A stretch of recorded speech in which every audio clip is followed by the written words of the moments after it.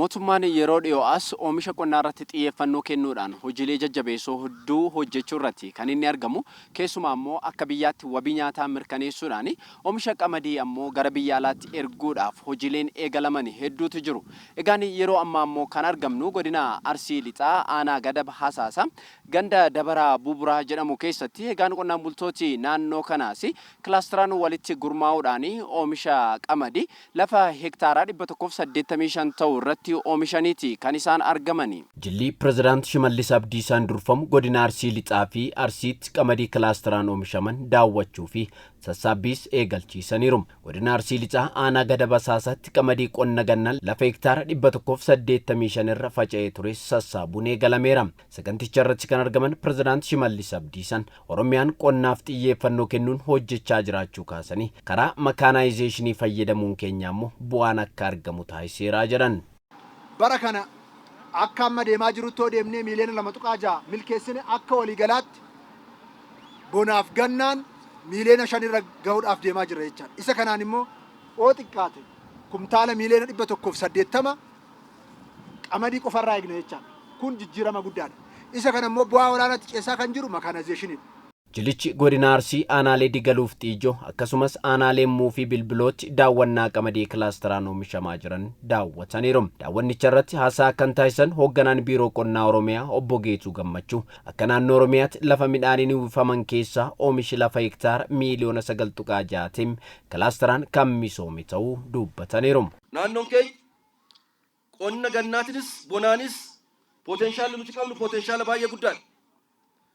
Amma waan xiqqoo arginee jirra, waan xiqqoo nutti mul'isanii jiran. Waan amma arganne kana qabannee fuulduratti bal'isnee guddisnee deemuun baay'ee barbaachisaadha murteessan. Kilaastera har'a asitti arginu kilaastera baay'ee gaariidha dhugaa dubbachuudhaaf. Gammannee jirra.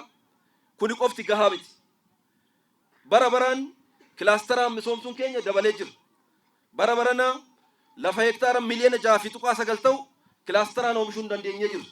Sadarkaa Jaanaa Pirezidaantiitti hoogganaan kilaastera baadiyyaa obbo Abdurrahmaan Abdallaa gama isaaniitiin akka biyyaatti wabii nyaataa mirkaneessuuf hojiileen hojjetaman hundi birmadummaa biyyaa mirkaneessuu keessatti gahee qabaachuu dubbatan.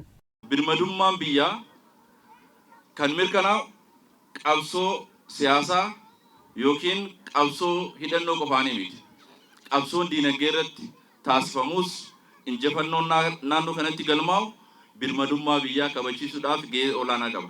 Qonnaan bultoonni aanaalee kunneenis oomisha qamadii kilaasteraan hojjechaa jiraniin bu'aa gaarii argachaa jiraachuu dubbataniiru. Akkaataa hojimaata kilaasteraa kana gadi bu'eetiin jedheen akkaataan jalqaba turee fi akkaataan amma jiru ammoo garaagarummaa bal'aa kan qabu ta'udha.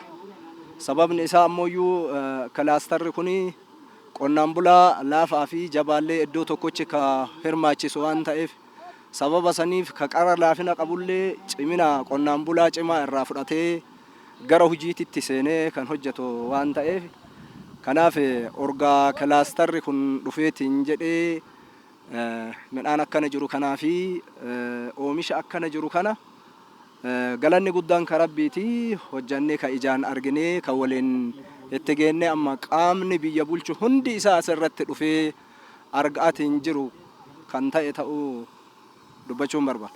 Asiin dura kilaastera kana faayidama dhuunfaa kennaatiin midhaan kilaastera yoo hojjetan madaabaraa fi xaa'oo fi zanyiilleen bootaa tokko wal bira waan bu'uuf deebii simbirroo wanni adda addaa midhaan gubbaan rafee waan hin nyaatamne gizee bittaa midhaan gubbaan rafee waan dhuufee baduuf kana asiin dura muuxannuma ogeessaatiin akkasii waa hojjetaa turre barana aga mootummaa waan kana qindeessee nu fide xiiqiidhaan bu'aa guddaa qaba jennee nullee itti yaadnee waan itti galleef maasaa keenya galgala yoo bulle akkam bultennee ganama deebinee rakkoo isii ganama galgala utuu irra deemnu amma haala gaariidhaan amma oomisha kana galchuuf gammachuu guddaan nu dhagamaa jira.